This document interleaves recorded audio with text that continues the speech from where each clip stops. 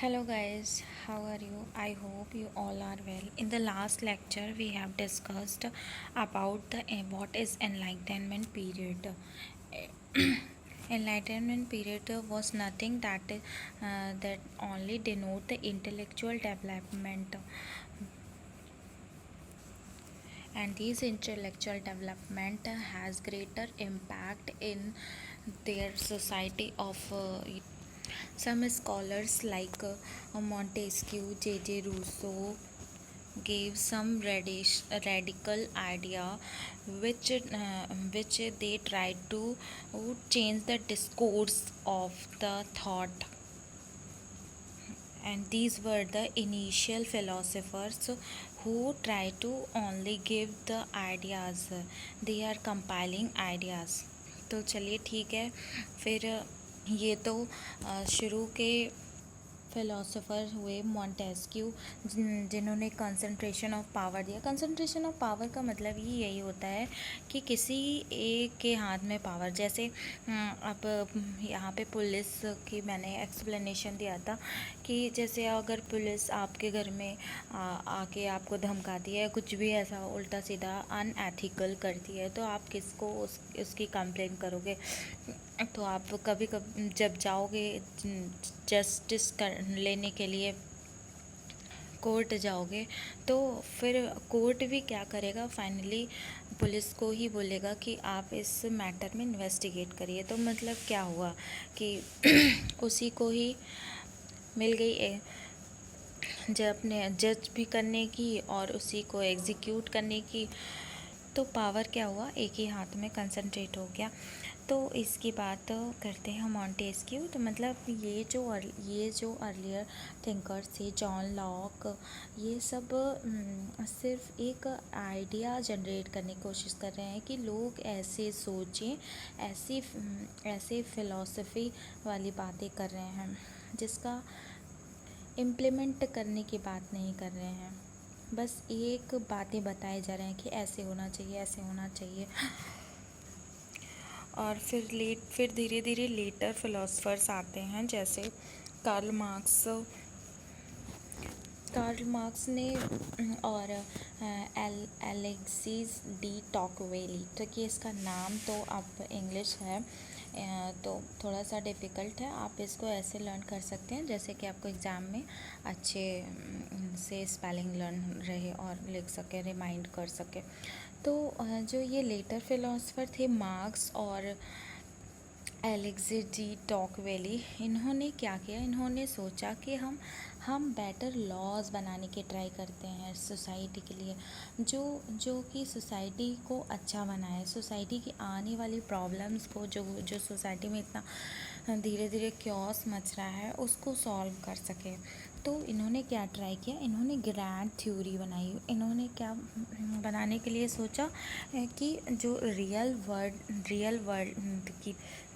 World में ideas जो आ रहे थे, उस आइडियाज़ को इन्होंने टेस्ट भी करने के लिए सोचा। इवन जो मार्क्स हैं वो कम्युनिस्ट के अपोज में हैं, क्योंकि मार्क्स ने कम्युनिज़्म को ज़्यादा वैल्यू दी है। देखिए, आगे के चैप्टर्स में हम मार्क्स के बारे में पढ़ेंगे, मोड ऑफ प्रोडक्शंस लेकर के उसमें एक टॉपिक है। तो उसमें मार्क्स ने बोला है कि एक लेबर्स को जो है तख्ता पलट कर देना चाहिए, मतलब आपस में गुट बना करके, और ये जो कैपिटलिस्ट हैं इनको उखाड़ फेंकना चाहिए और सारे लेबर्स मिलजुल करके वर्क करें। इससे क्या होगा? सभी का भला होगा। तो क्यों मार्क्स ऐसे क्यों कह रहे थे उस टाइम? क्योंकि जो नया नया इंडस्ट्रीज़ आ रहा था, और तो उनमें क्या वैल्यूज़ थी? उसमें ट्रेडिशनल वैल्यू अटैच थी और इरेशनल इंस्टीट्यूशंस थे वो, मतलब कि बहुत ही तानाशाही टाइप के इंस्टीट्यूशंस थे। कैसे तानाशाही टाइप के इंस्टीट्यूशंस ऐसे, मतलब कि इंडस्ट्रियलाइजेशन से जैसे प्रॉब्लम होने लगी, पावर्टी, और इंडस्ट्रियलाइजेशन से अर्बनाइजेशन हुआ, लोग अपने घरों को छोड़ के आने लगे, फैमिली फैमिली न्यूक्लियर फैमिली में कन्वर्ट होने लगी और जॉइंट फैमिली का न्यूक्लियर फैमिली में कन्वर्ट। उसके बाद देखिए मोर और ऑफन अक्सर ये देखा जाता है कि न्यूक्लियर फैमिली जो होती है उसमें मैरिटल ब्रेकअप्स बहुत होते हैं। क्यों? क्योंकि जॉइंट फैमिली में अक्सर पेरेंट्स रोक देते हैं, लेकिन न्यूक्लियर फैमिली में ऐसा अक्सर ही देखा जाता है।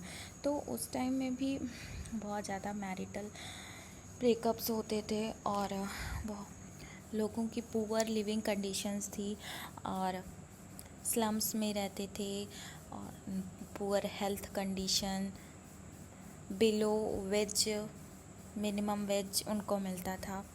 तो ये सारी प्रॉब्लम्स होने लगी थी। तो अब ये क्या है, जो लेटर फिलोसफर्स आए इन्होंने लॉ बनाने की ट्राई की। जो अर्लियर फिलोसफर्स थे उन्होंने सिर्फ आइडियाज़ जनरेट किए थे कि ऐसे ऐसे सोचो, लेकिन जो लेटर फिलोसफर्स थे उन्होंने उस आइडिया पे वर्क करने के लिए सोचा कि ऐसे ऐसे वर्क करना है, हमें ऐसे करना है, हमें लॉ के लिए, हमें सोसाइटी के लिए ऐसा लॉ बनाना है, ऐसा फॉर्मूला बनाना है कि जो सोसाइटी में जैसे अगर सोसाइटी में आज ये दिक्कत आई तो इसका मतलब इसका सल्यूशन ऐसे होगा, कल नहीं आएगी। तो कुछ ऐसे नॉर्म्स, कुछ ऐसे फॉर्मूला बन जाए सोसाइटी का कि हर प्रॉब्लम को अच्छे से फ्यूचर में उसको सॉल्व कर दिया जाए। और ये क्या, इनका फोकस और किस पे था? इरेशनैलिटी को रिप्लेस करने पे। वही मैंने बताया कि जितने भी इरेशनल अतार्किक चीज़ें थी उसको रिप्लेस करने पे था। अब देखिए यहाँ पे मैंने बात की है कि अब जैसे कोई भी बात होगी, कोई बात उठेगी, कोई जैसे पुराने ज़माने में क्या था, सती प्रथा थी अपने इंडिया में। तो सती प्रथा क्या था? हिंदुओं का तो मतलब कि एक रिचुअल्स था, उसमें औरतों को जला दिया जाता था जिंदा अगर उनके हस्बैंड हो जाते थे एक्सपायर तो। लेकिन फिर क्या हुआ कि कुछ यहाँ के स्कॉलर्स थे, वो वेस्टर्न से जब लौटे उनको ये अच्छा नहीं लगा, तो उन्होंने काफ़ी अपोज़ किया। ईश्वर शरण विद्यासागर नाम के व्यक्ति थे, उन्होंने राजा राम मोहन राय सभी ने मिल कर के सती प्रथा का बहुत ही विरोध किया। लेकिन इसके काउंटर में भी एक धर्म सभा नाम का ऐसे इंस्टीट्यूशन चलने लगा कि नहीं आप हमारे रिलीजन में इंटरफेयर कर रहे हो। तो एकदम सेम इसी तरह से यूरोप में भी ऐसे काउंटर रिवॉल्यूशन चलने लगे। और देखिए ये काउंटर रिवॉल्यूशन हम लोग को पढ़ना इसलिए ज़रूरी है क्योंकि ये जो काउंटर करते थे ये मतलब ये कंजर्वेटिव थे। कंजर्वेटिव मतलब अपनी विचार जो पहले चली आ रही है वो जल्दी नहीं बदले, मतलब जो जैसे चला आ रहा है वो वैसे ही रहे, वो बदले नहीं है। तो कंजर्वेटिव विचारधारा, तो ये कंजर्वेटिव विचारधारा का भी सोशियोलॉजी में बहुत ही हाथ है। सोशियोलॉजी को बढ़ाने में, सोशियोलॉजी के स्कोप में, सोशियोलॉजी की स्टडी में, सोशियोलॉजी के थॉट्स में, सोशियोलॉजी को रिच बनाने में, सोशियोलॉजी में को कंटेंट देने में इसका कंजर्वेटिव का रिएक्शंस का भी बहुत हाथ है। अब देखिए ये हमारे जो हैं एक फिलोसफर हैं एरविंग जेटलिन, इन्होंने अपनी book ideology and the development of sociological theory में लिखा है कि early sociology developed as a reaction to enlightenment. देखिए ये बहुत ही इंपॉर्टेंट है क्योंकि अक्सर स्टेटमेंट में पूछ लिया जाता है कि मतलब इसको पूछ सकते हैं कि early sociology developed as a reaction to enlightenment, explain, discuss या कुछ भी। तो इसका मतलब ये है कि जैसे इनलाइटनमेंट वाले लोग क्या करते थे, जो जैसे जिनको इनलाइटनमेंट आया तो वो इंडिविजुअल पर फोकस करने लगे। लेकिन जो इसका जो काउंटर रिवॉल्यूशन वाले थे ये इनलाइटनमेंट के अपोज में रीज़न दिया करते थे, तर्क दिया करते थे।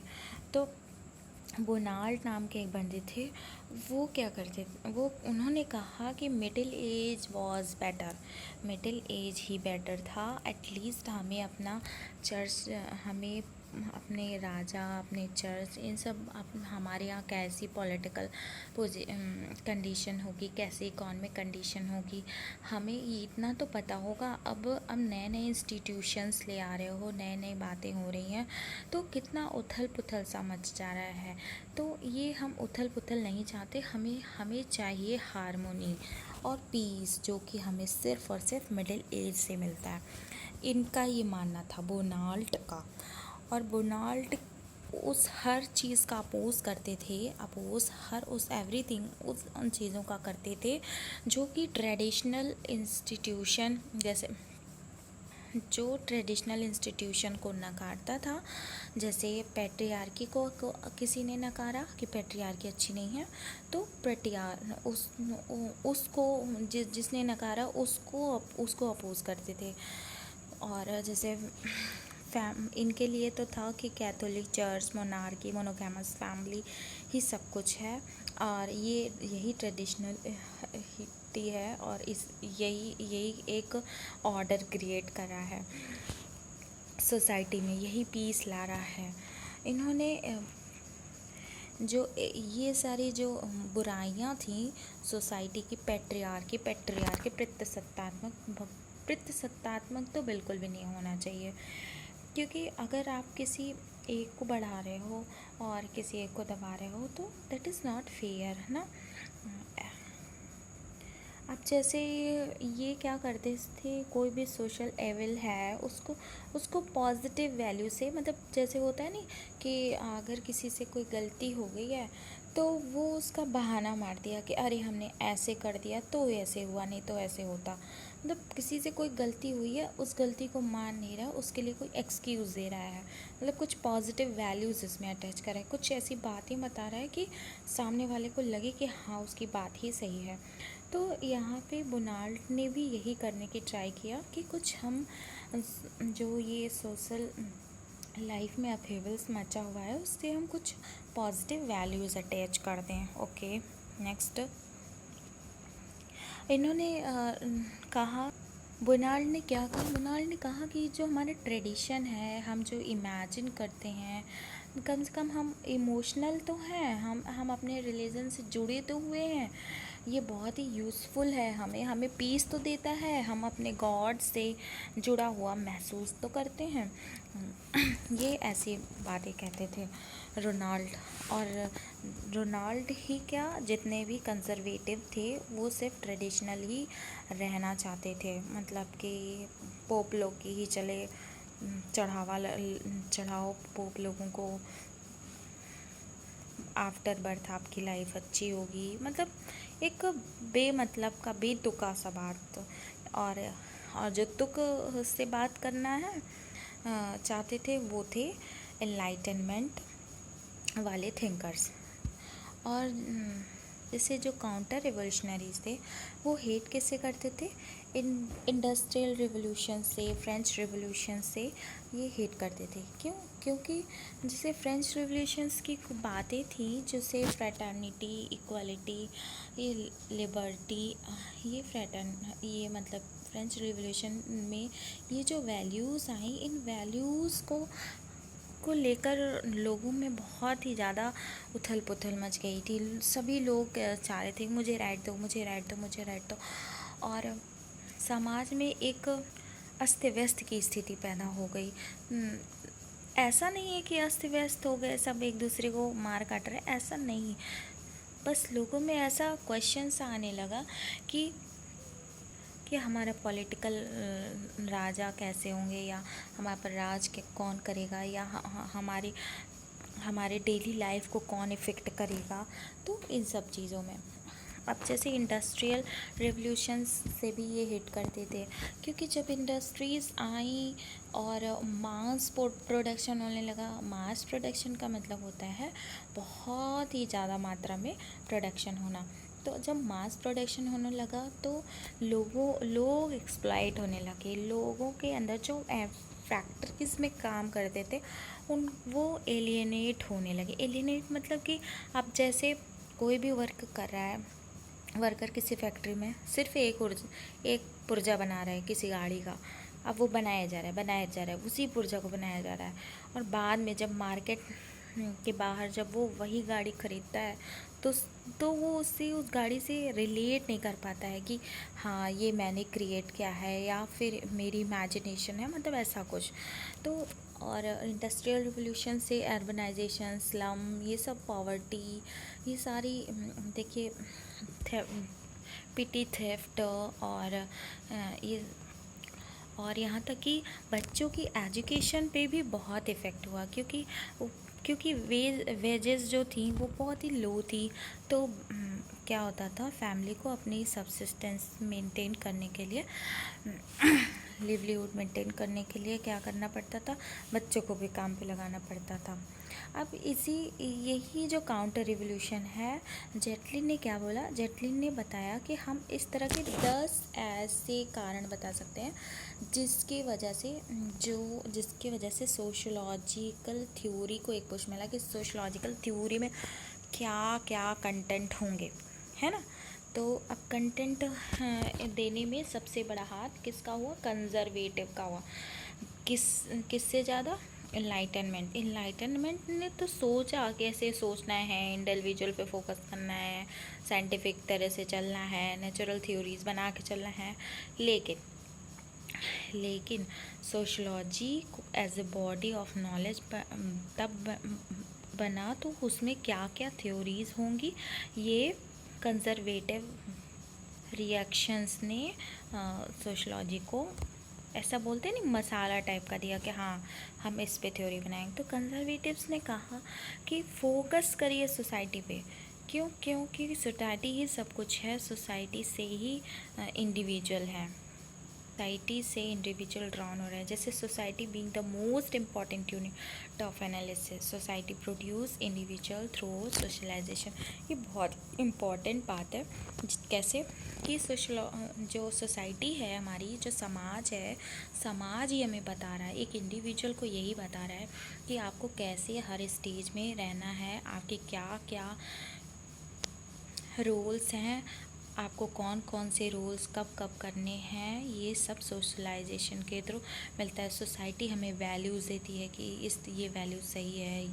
जैसे कुछ एथिक्स बताती है सोसाइटी, कुछ एथिकल नॉर्म्स हमारे जो होते हैं हमारी लाइफ में,